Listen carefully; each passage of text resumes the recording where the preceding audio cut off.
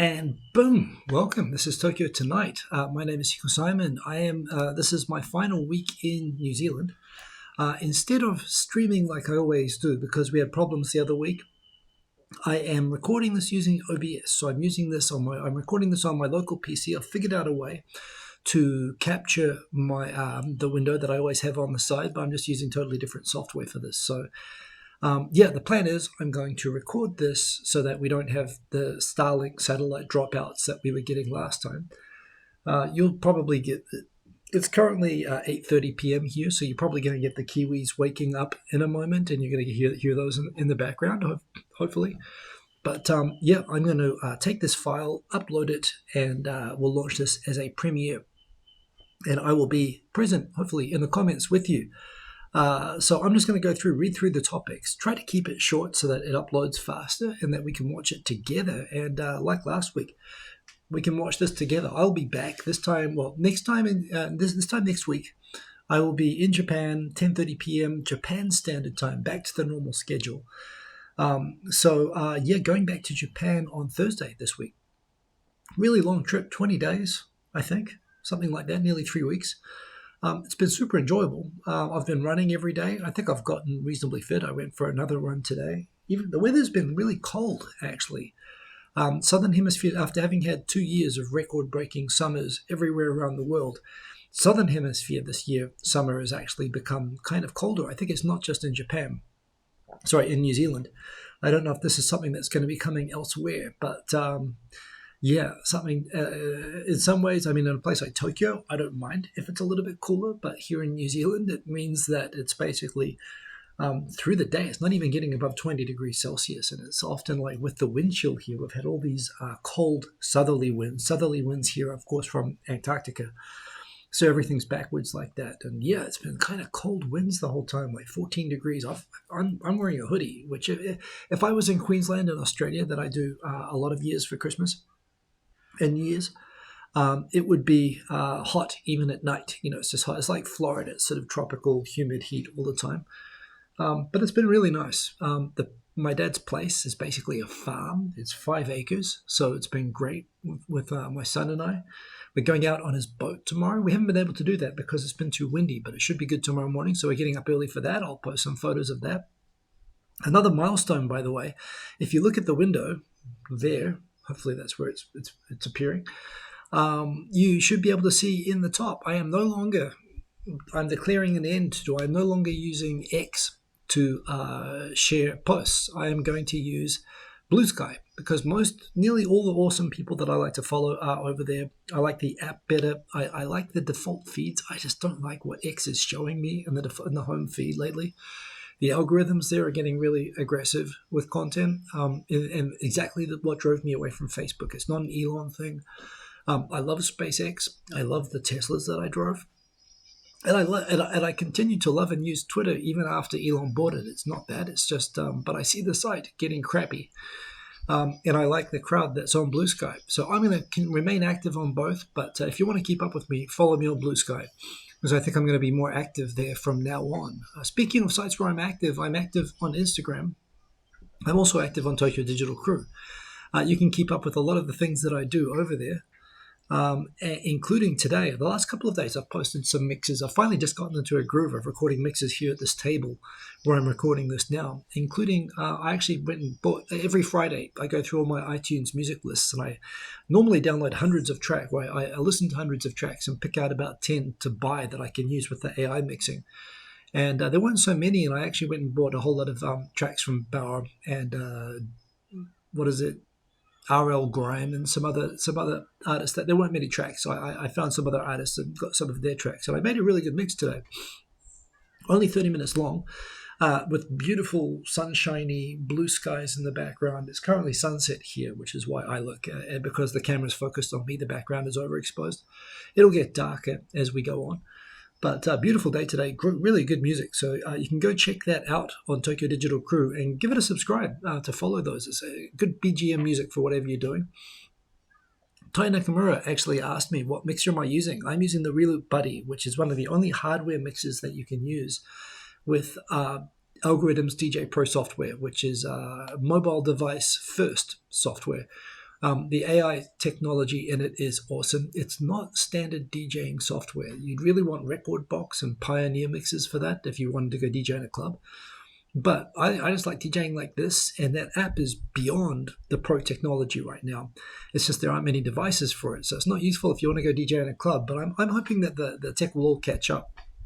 So I'm using my iPad connected to a mixer, and it's awesome. So go check that out. And like I said, it was a particularly good mix today, so go and enjoy that. I've got some topics picked out. I'm going to get through this as fast as possible. We'll see what happens with this. Can I see a timer on the recording? I cannot. How do I know that this is even recording? It says recording, stop recording. So I'm just going to trust that this is recording. And let's dive in to the topics that we have. So that was definitely the first. So the first one is final one, because this shows the last post first. Go check out the mix and subscribe to the channel. And it's not just me on there. It's DJ Sunny Side Up. A whole bunch of other creators around the world, actually, but I think I'm the one posting on there the most lately, and I created the channel. So yeah, subscribe to that if you want to check out the music stuff. Everybody this week has been coming up to me saying, oh, Hiko, you're from Japan. Tell us all about the NissanHonda Merger. Everybody in New Zealand, of course, drives Japanese cars. We drive on the same side of the road here. Nearly all the cars are Japanese. It matters a lot to us, about the idea of a merger between Nissan and Honda and Mitsubishi Motors, which is still popular here, even though you almost never see Mitsubishi Motors cars in Japan anymore. At least in Tokyo, they seem to have just disappeared after all the scandals that they had. Everyone's been asking me about the Nissan-Honda merger, and I'm like, dude, I've had a social media, YouTube, other than the odd post of some photos, I haven't been following news for the last couple of weeks, and it's been great. It's been a great sort of break from everything here. But as a result, including for the show, I had to sort of swat up just before the show, reading all the news, explaining the Nissan-Honda merger to the extent there's information about it. So what seems to have happened, just reading all the sources of information. I really like Kyoto News, by the way. So what Kyoto says about this, and I like Kyoto, they're a newswire service. They basically, there's two stories which there's some speculation which Nissan and Honda deny plays a factor. But 2 weeks ago, Foxconn, the makers of the iPhone, basically, Honhai Industries, a Taiwanese company, went to Renault, or maybe even going back further. When Renault acquired a controlling stake of Nissan, including appointing Carlos Ghosn as its CEO and all of this, and there was this rebellion from within Nissan against its foreign owners, which is something I've seen happen a lot with foreign sort of joint venture companies. And Japanese don't like to be controlled. Japan never been colonized. They don't like being controlled by foreign companies. And there was this rebellion against, of course, Carlos Ghosn and Renault. And even though Renault continues to have all these shares in Nissan, Nissan's business has been tanking. And Nissan is just basically not cooperating with anything that Renault wants to do anymore. So along comes Taiwanese iPhone maker Foxconn. And they said, hey, Renault, we'll buy your Nissan shares off you and take over, control in Nissan. This happened 15 days ago. The news story came out. Sounds very similar, actually, to Taiwanese companies taking over Sharp, the Japanese electronics maker. And with cars going electric and so on, and with companies like Xiaomi, the Chinese company that made smartphones, now making pretty cool-looking electric cars. I don't see it as entirely a bad thing. Having the maker of iPhones taking over Nissan sounds like it could be a good thing. And they specifically want to buy Renault's shares, which could give them control of Nissan. So a week later, Honda and Nissan spontaneously announced that they are going to be doing a merger. To be clear, it's not being presented as a Honda takeover. It's being presented as Honda and Nissan, and later Mitsubishi. Nissan technically, I think, has controlling, or they have a large stake. Actually, Renault, I think, has a large stake in Mitsubishi Motors, and Mitsubishi Motors is part of the conversation as well. But they're all going to create a holding company, and all three companies are going to go and dive into that holding company in 2026. But apparently, Honda is going to get to decide who's in charge of that company, i.e., It is effectively at the end of the merger. It's clear that clearly Honda is wearing the pants in that relationship, and in spite of everyone saying, "Oh no, this isn't a bailout of Nissan, which has been doing terribly the last couple of years." this is this is a fantastic idea. We are merging to combine our strengths and become the third biggest auto manufacturer in the world. But no, it's clearly a bailout. Nissan has been tanking. And the timing does appear like it's happened in such a rush, and Nissan has been so willing to give up control to Honda that it really does appear like Nissan's been like, oh no, the only thing worse than the French is the Taiwanese. Save us, save us. Not sure that that's really the best thing for this, but that's what appears to be happening anyway. And it seems like it's pretty much broad strokes. In Japan, I've done mergers and acquisitions in Japan.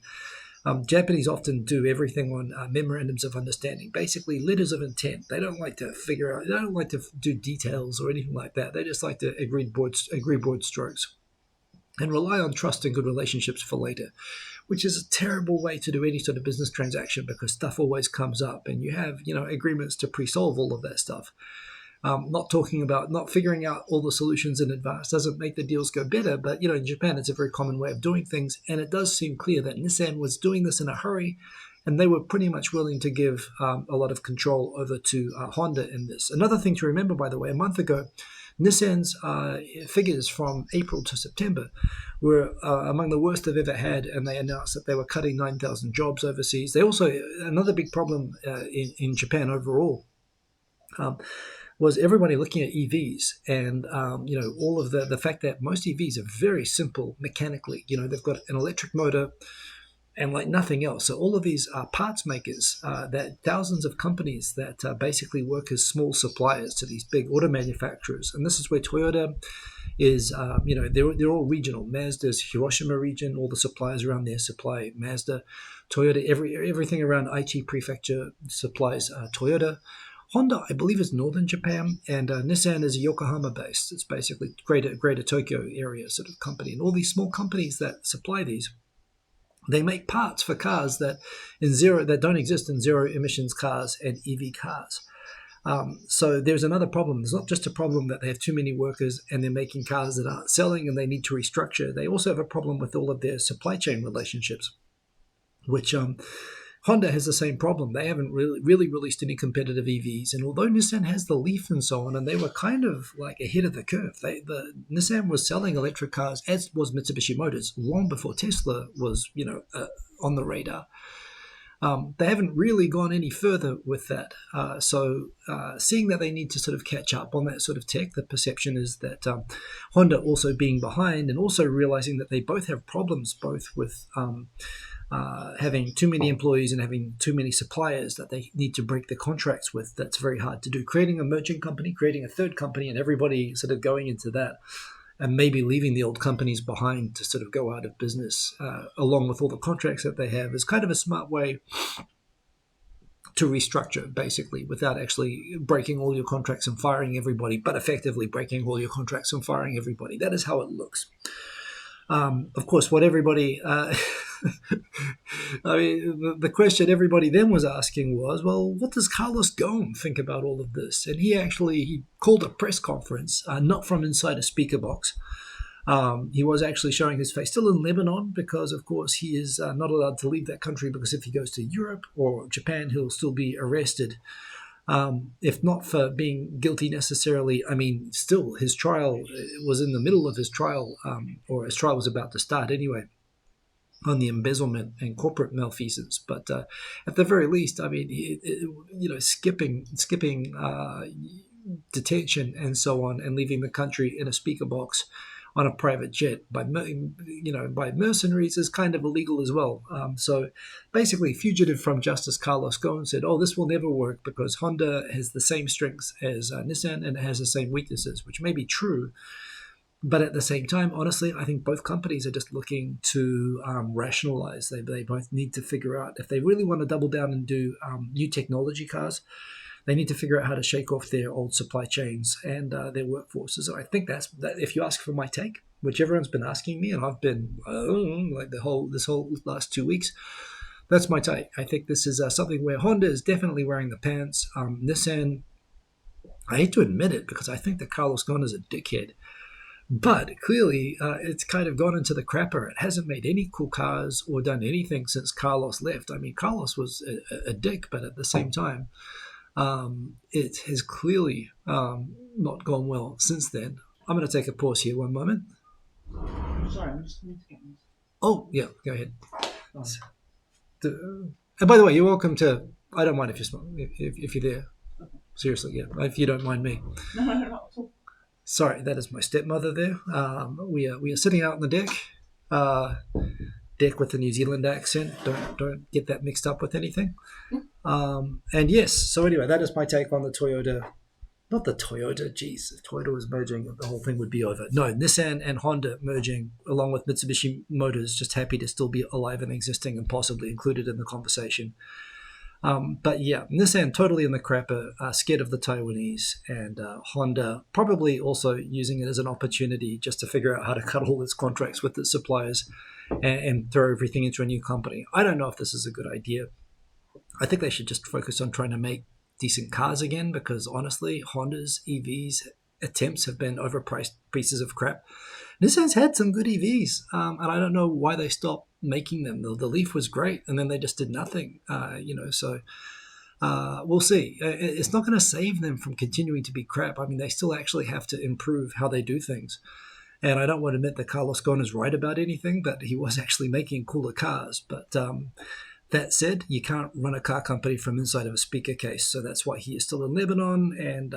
And actually, the Kyoto news coverage says he disagrees with the merger for these reasons. And then the next 4 paragraphs on Kyoto were all about how he escaped from justice and why he's wanted by Interpol. And that is how that story ended. So that is that story. The next story, equally critical news that everyone wants to know. Apparently, a man stole 2 packs of ground beef in Hokkaido worth 184 yen, about $1.20 US dollars. Apparently, he ran out of the supermarket with these 2 packs of mince, basically beef mince. The security guard apparently failed to catch the man as the man evaded the security guard of the supermarket. They later went onto the security cameras and identified the person, showed the film to the police. The police were able to track the man who stole the 2 packs of mince as he boarded trains and various forms of public transport to go all the way from Hokkaido to Aichi Prefecture, basically 1,000 kilometers away. He went 1,000 kilometers across Japan, where police tracked him down and brought him to justice 3 or 4 days later. So basically, the police chased him for 1,000 kilometers over stealing $1.20 worth of mince. And they got him. So I don't know. I think this really does call for a Smokey and the Bandit remaking. They can call it Smokey and the Hikiniku Dorobo. That's my suggestion. Perhaps Nissan can sponsor it if they can make a car decent enough to show off in the caper. But wasn't a foreigner, but it's still good advice. People in Japan, honestly, the police. I remember when the New York police visited Tokyo a few years ago, and they asked the Tokyo police, "What do you spend the most time on?"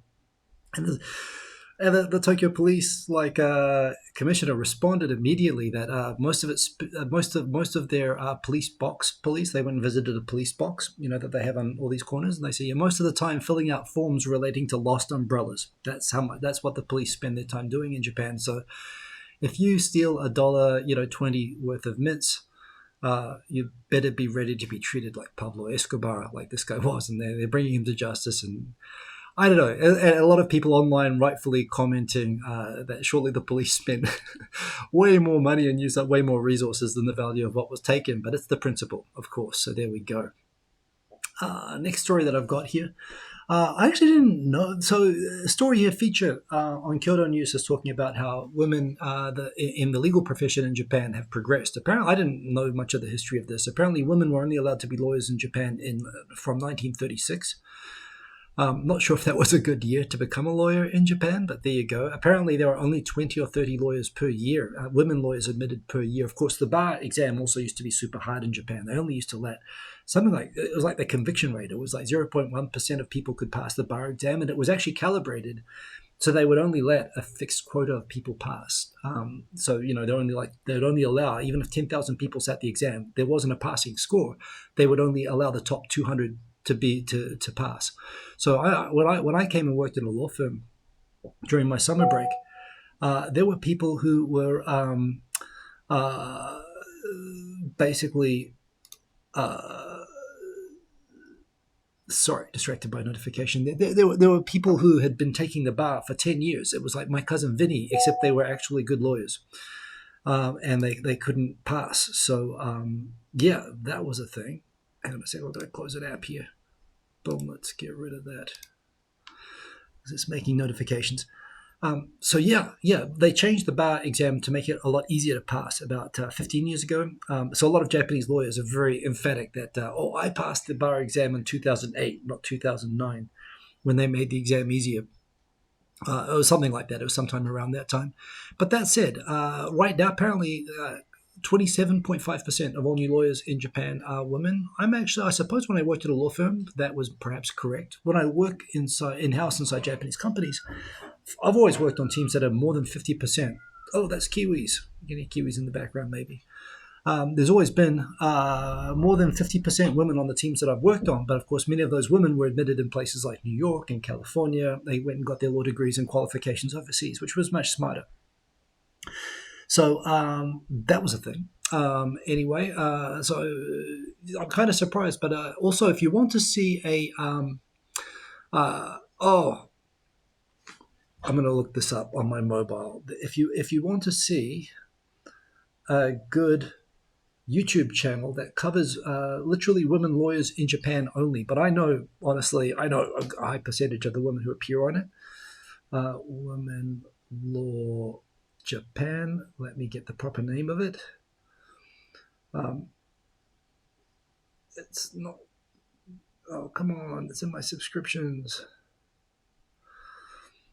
I should say Women Lawyers Japan. That will be it.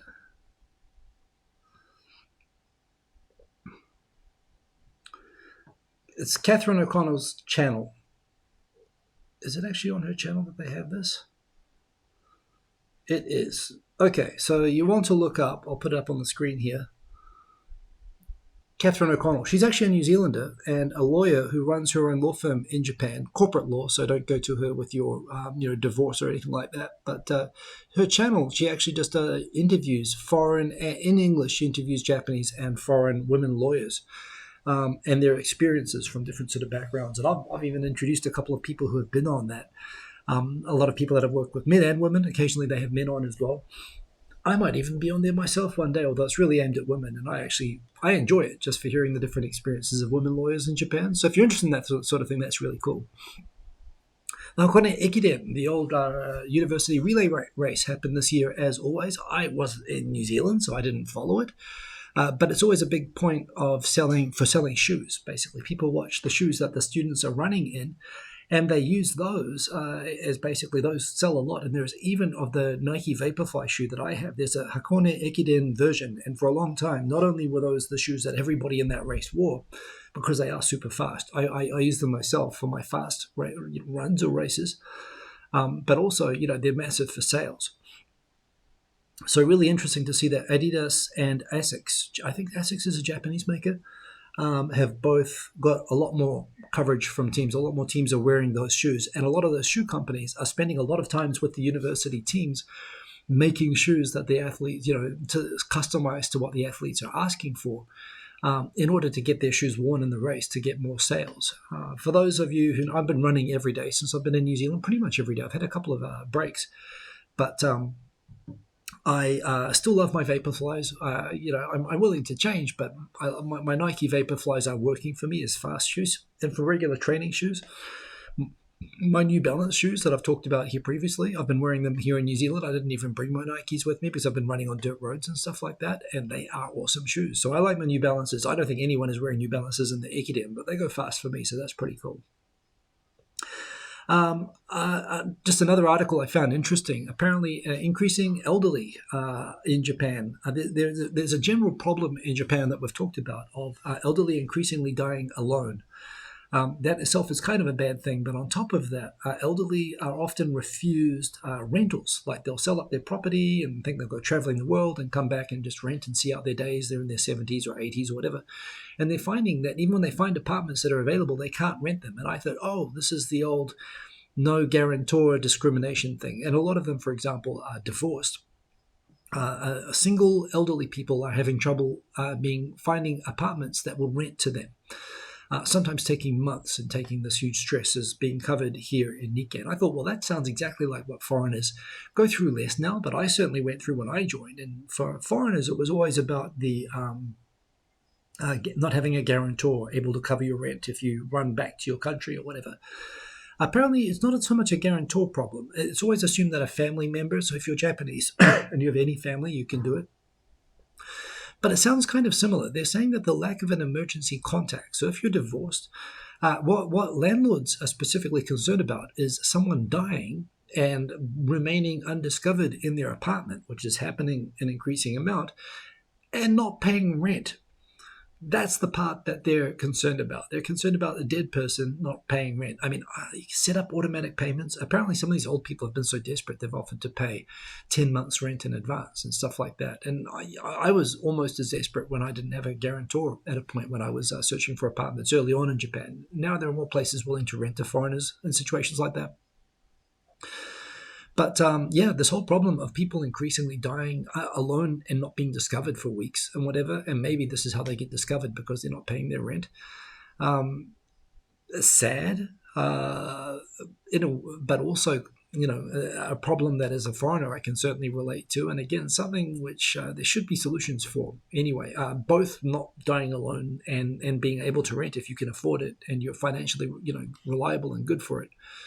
So another problem that's sort of begging to be resolved, right? If you're like a real estate management company and you're worried about an elderly person, like I don't know, there's got to be some sort of system there that you have it where, proof that you're alive, or just some sort of system that you can detect if they pass away or they leave, or have something in the contract relating to that to cover your concern, but allowing them to rent, right?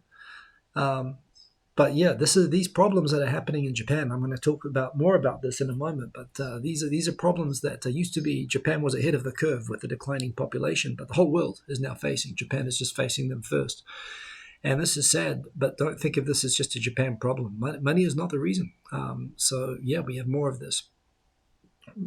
New news in terms of solar panels.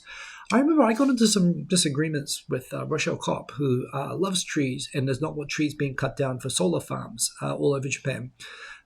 Japan is being covered. Mountains have been covered in solar panels in Japan, mainly because Japan's renewable energy law that I did part of the research for when I worked for a Japanese think tank 20 years ago or so.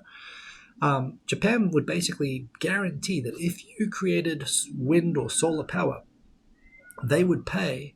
The government would require the power companies to pay for that solar, even if they couldn't use it, even if it was too unstable or whatever. You got a guaranteed revenue at a guaranteed high price if you just created if you just generated and shared your renewable energy. And so what happened was a lot of places that owned golf courses that were created during the bubble in Japan that didn't have customers anymore and were just abandoned up in the mountains losing money. They covered these, mainly golf courses, they covered them in solar panels and made tons of money selling, forcing the local power companies to buy the electricity from them. A lot of people believe, and I'm a bit mixed on this, they believe that forests were being cut down to clear the way for a lot of these solar farms. My understanding is that the majority of these solar farms, cutting down a forest is actually a lot of work. At least primarily, a lot of these were golf courses that were covered in solar farms. And Japan has a lot of these golf courses. A lot of local communities wanted those properties to be reforested. Also, a lot of those golf courses had gangster issues. Yakuza often owned them, and there were all sorts of reasons that things that made those difficult. And a lot of foreign investors were the ones paying to set up these solar farms on those properties.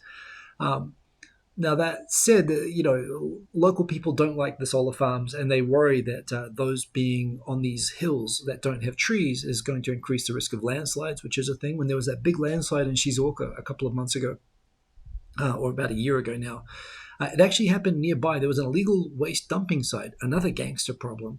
But it was right near a solar farm, and everyone said, oh, that's the solar farm's fault. It was not. It was actually the gangsters that were illegally dumping soil and waste in an unauthorized site, in an unstabilized hillside that led to this landslide. But a lot of people do believe that these things are a huge risk and an eyesore, and the sort of I support renewable energy, but not in my backyard crowd. And so, Rochelle Kopp being a campaigner in Tokyo for planting more trees and not chopping down trees, saying we shouldn't be chopping down trees for solar power. And if you ask me, climate change is the most important, priority for humanity. I think actually ahead of depopulation at the moment. And you got to chop down some trees to get some renewable energy and not burn, fossil fuels for it. Do that, or nuclear or whatever. I mean, anything that's non-carbon, I believe there's a priority. But Rochelle came back and she said, if we just put a solar panel on top of every building roof in Tokyo or in, even just one or two cities, we could already generate all the electricity that Japan needs. And I was like, well, that's a bit simplistic. You've got to have the voltage transmission lines, you've got to have batteries. It's expensive. The infrastructure is not there. I mean, it's much easier just to take an empty, unused golf course and put a solar farm that's very efficient and do that. But she was like, no, we should put them on the solar. We should put these solar panels on everyone's roofs. I thought she was being unpractical, but it turns out Tokyo government, who, by the way, Rochelle Kopp does not like because she's in a huge disagreement with them over the whole Gaien redevelopment where they're chopping down a whole bunch of trees. They've actually mandated that from April this year, all new houses. In fact, I forget what the specific conditions are, but basically, Tokyo was set to require solar panels on new homes from April. Apparently, 50 building companies are going to be specifically mandated to put solar panels on the roofs of all new houses. So, if they're going to do this, I mean, this is actually at a city like Tokyo.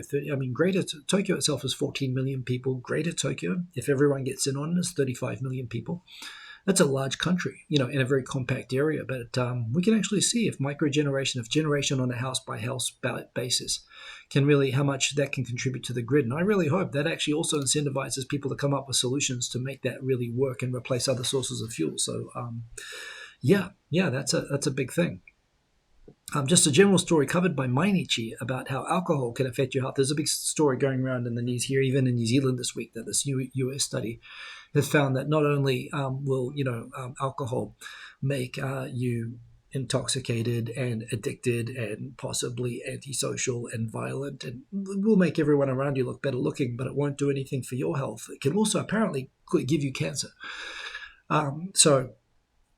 And now people are in the US, they're talking about maybe there should be similar cancer warning labels on alcoholic products that there are on cigarettes, which puts us in a really interesting context in Japan. Because, this story is also now being covered in Japan, that, alcohol is even worse for you than was previously thought.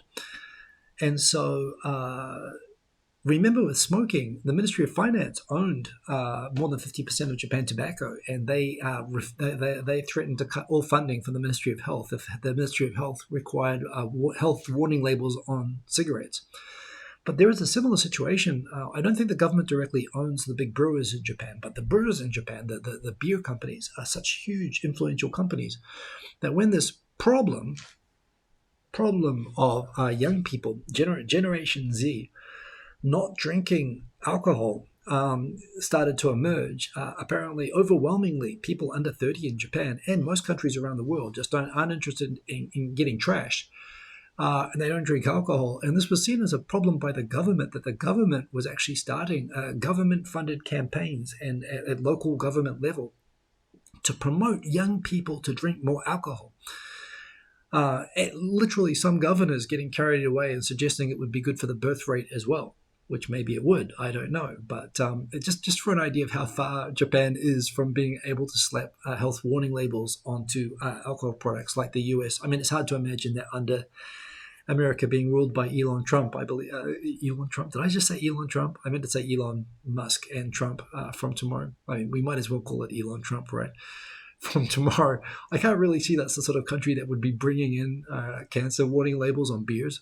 I mean, American beer is honestly so weak. Perhaps it's okay. It's like microdosing. But apparently, when Japan is literally trying to promote young people to please drink alcohol and help the economy, I mean, they were pretty close to that with tobacco for a long time. That's it. Japan did turn the corner with tobacco. You don't see people smoking anymore. And it's kind of funny because they didn't confront it as a health issue. They confronted it as a social manners issue. But they did come around, and they did actually get there in the end. And naturally, young people aren't drinking anymore, so there's a foundation there. But it's just funny that the Japanese government and economy is so dependent on people drinking, and it's sort of fighting that. So we'll see what happens with that. But I think this would be very interesting for Japan anyway.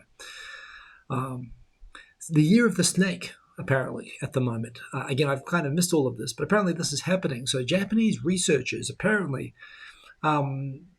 You'd think this would be one of those ignoble type Japanese research.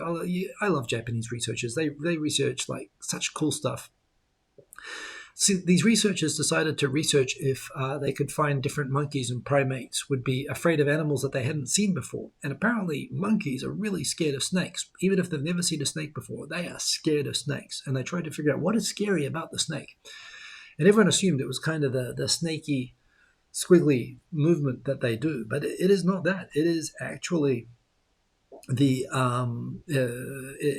scales on them that apparently freak monkeys out. But basically, they've got this inbuilt mechanism that recognizes these genetically as bad. I'm listening to a lot of podcasts lately, and a lot of people talking about how it's kind of both a feature and a bug of humans, that we have this ability to learn and gather intelligence through experience, whereas most animals, it's actually more efficient for most animals to obtain intelligence just through DNA, just through passing on.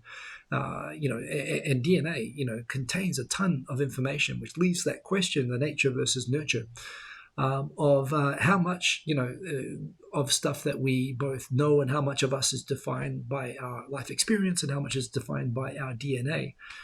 And this is a great example showing that animals that are very close to humans, primates, are pre-programmed really to be terrified of snakes. And I think there's similar research that talks about humans as well. Like people have never seen snakes before, never seen panthers before, for example, have nightmares about panthers even when they've never seen them before. We've got some, Neanderthal,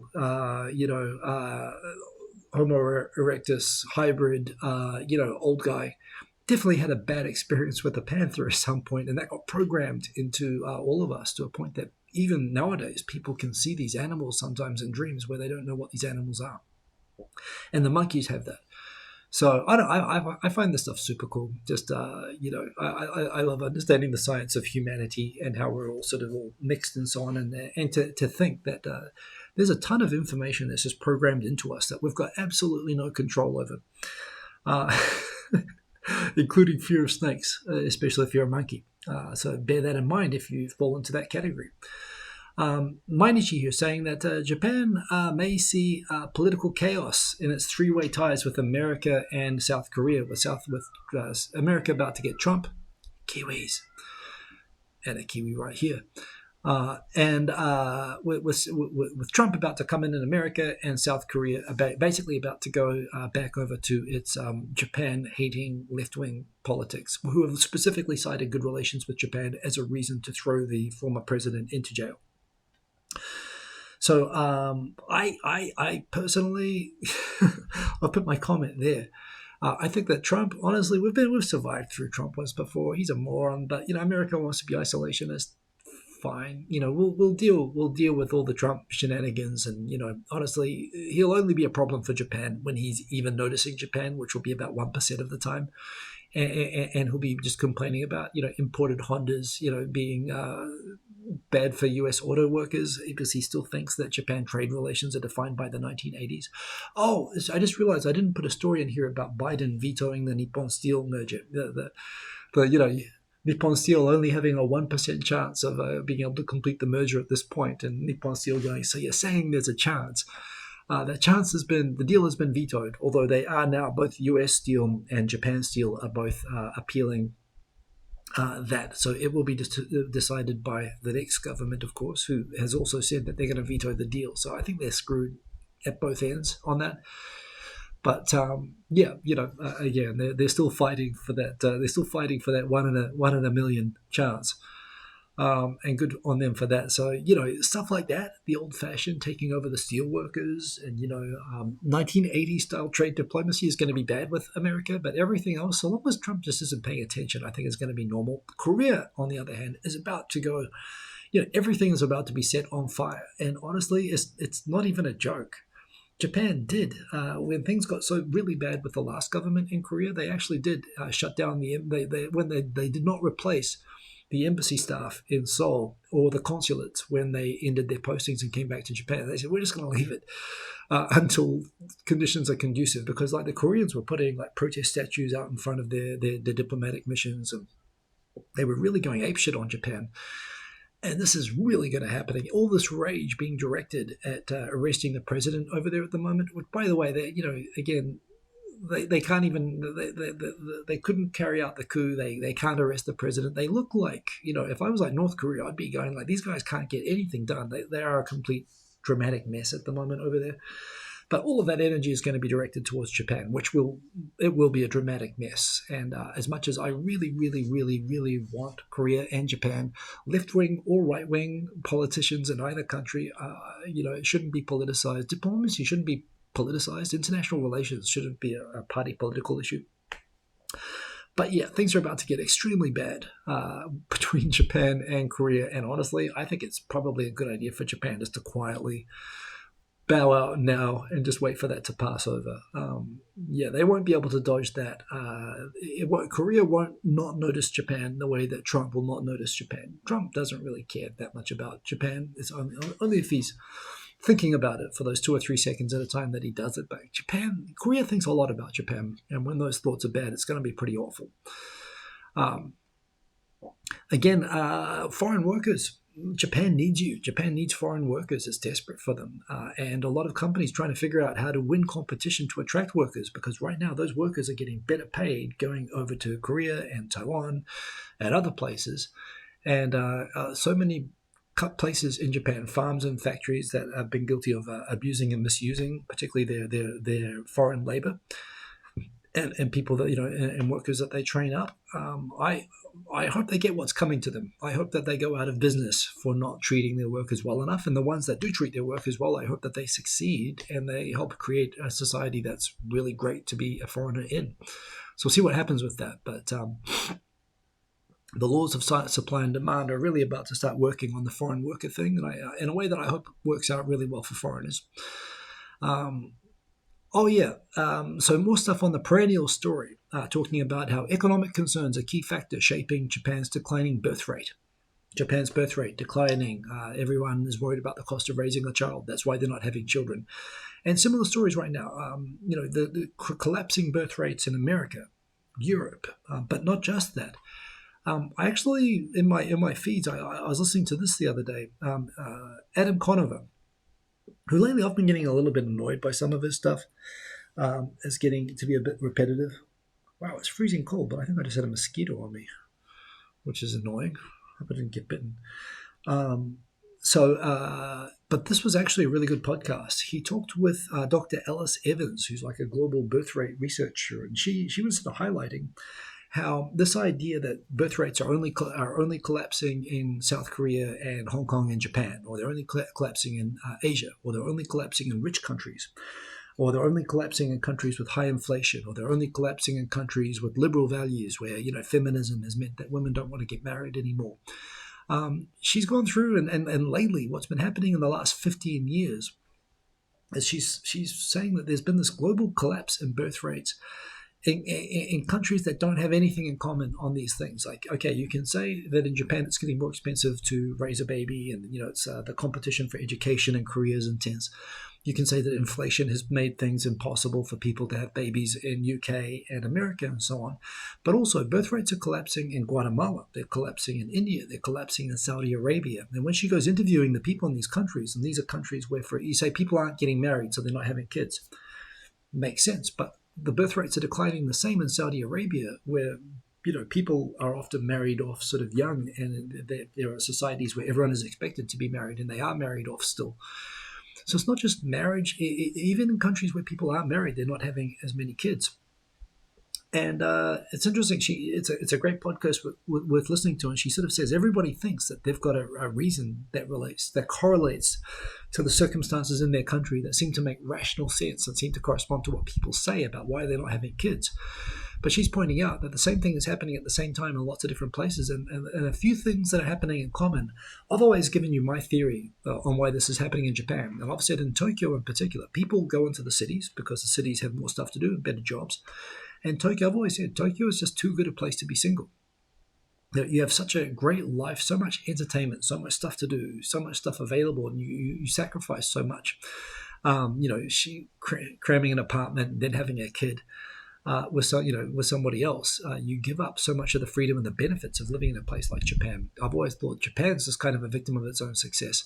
Her theory is that actually the availability of personalized entertainment on mobile devices in the last 15 years correlates most closely to the declining birth rate and is the only thing in common between countries like Guatemala, India, Saudi Arabia, America, UK, and Japan. Which I think it's actually a similar take. It's just a hypothesis of hers, but it's similar to the one that I had relating to Japan. So I think it's actually really worth watching this podcast, actually, if you're interested in the birth rate issue. And maybe it's not just a Japan-specific thing. Another thing that, a lot of the things that we look at in Japan, weird Japan, the birth rate. Oh, Japan's weird. They're selling underwear and vending machines. They're marrying their pillows. It must be a Japan problem. But now it's happening in America, and there's no stories that I'm seeing about people, marrying their video games in America, even though I'll bet you it's happening more than it used to.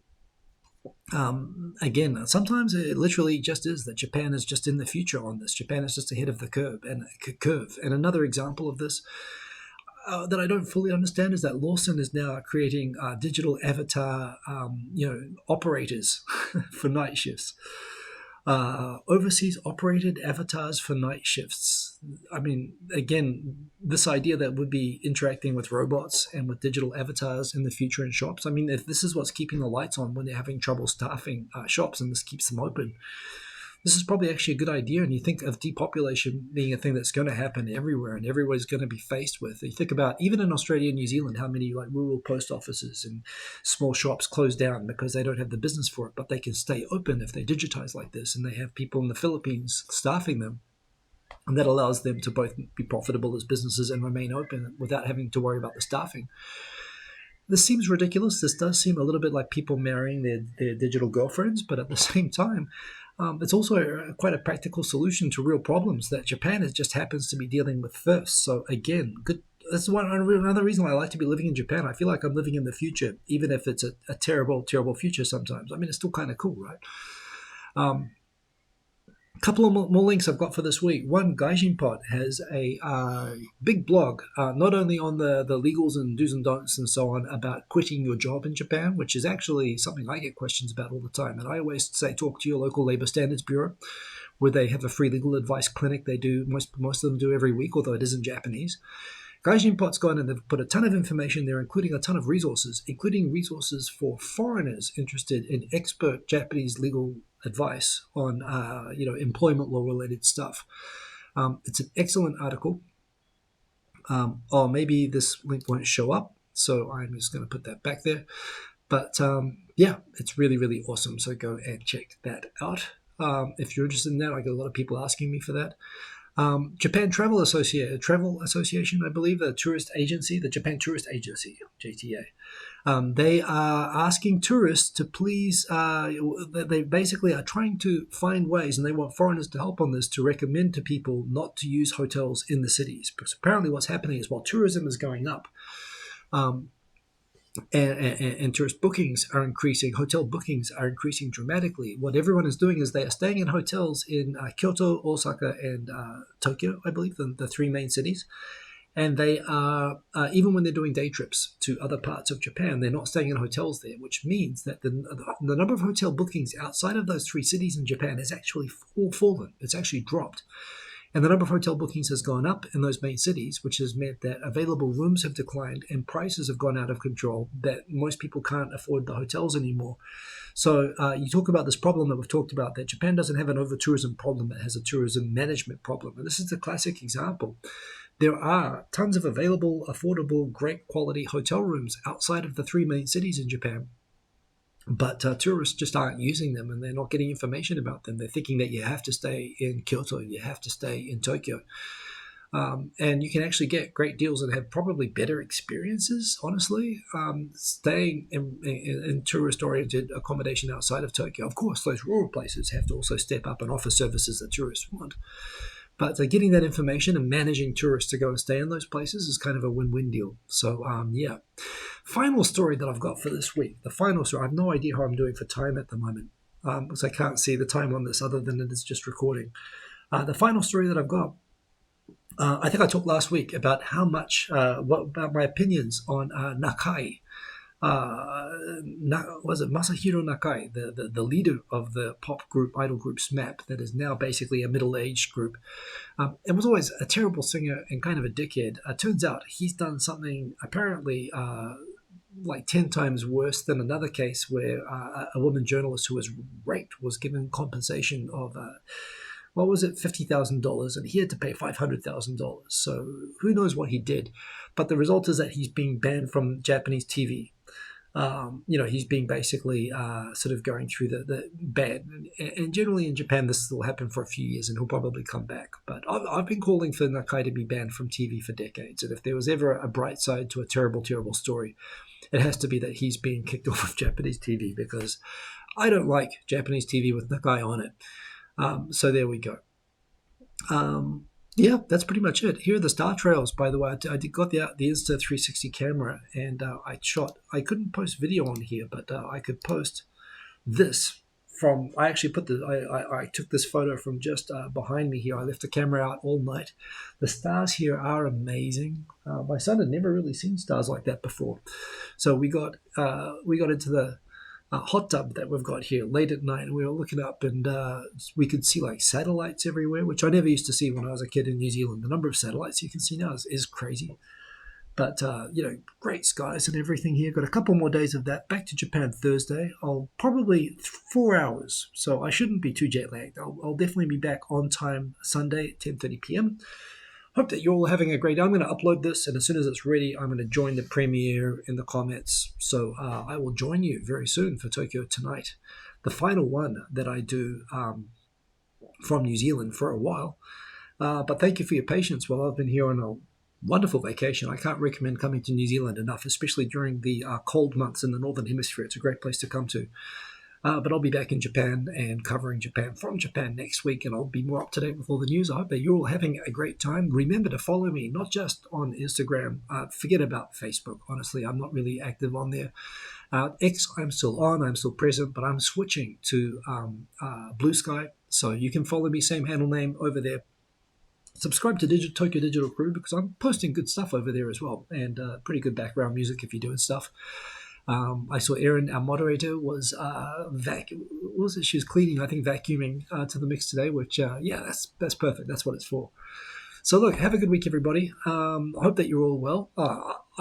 This has been a fantastic break. I can't wait to get back to Tokyo, but at the same time, it's been really nice being here in New Zealand and listening to the Kiwis at night. But yes, I will be back on a stable, high-speed Japanese internet connection and doing this live with you next week. So I will see you then. And until then, see you later. Have a good week, everybody. Happy New Year as well, by the way. Oh, yeah. I just realized, this is the first. I should have realized this at the start. This is the first Tokyo Tonight of 2025. Happy New Year, everybody. Happy New Year. Happy January 5, wherever you are in the world. Happy 2025. Wishing a happy 2025 to everybody. And a happy week, because I'll see you next week. So otherwise, have a good one. See you later. Boom. Peace.